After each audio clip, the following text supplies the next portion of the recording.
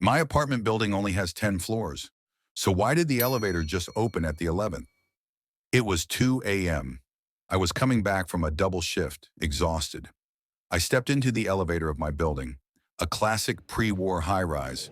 I pressed 7, leaned against the brass railing, and closed my eyes. The elevator groaned, started moving, and didn't stop. I opened my eyes when the bell chimed. The digital display above the door didn't say 7. It showed the number 11. My stomach dropped.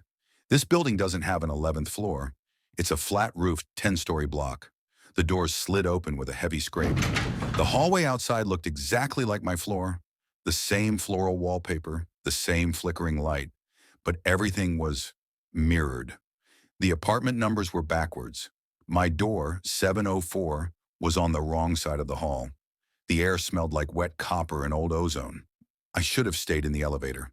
But the doors closed behind me before I could reach the buttons. I walked toward my door. It was slightly ajar. From inside, I heard a sound that made my blood turn to ice. It was my own voice, laughing. I peeked through the crack. I saw a man sitting on my sofa, wearing my clothes, talking to my girlfriend on the phone. He was telling her he was glad he was finally home. Then he stopped talking. He didn't turn around, but he whispered, "You're late. The door's closing." I turned and sprinted back to the elevator. I hammered the button, my heart thumping against my ribs.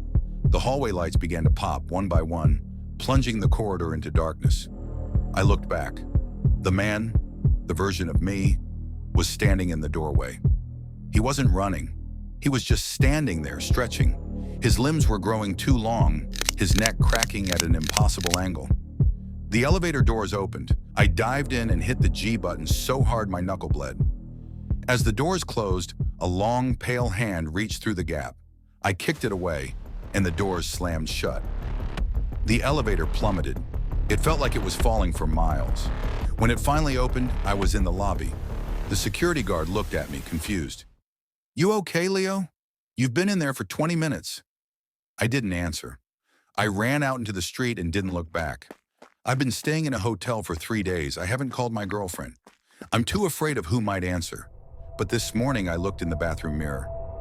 The mole on my cheek, it's on the wrong side now. And when I try to write my name, I can only do it backwards. I didn't escape the 11th floor.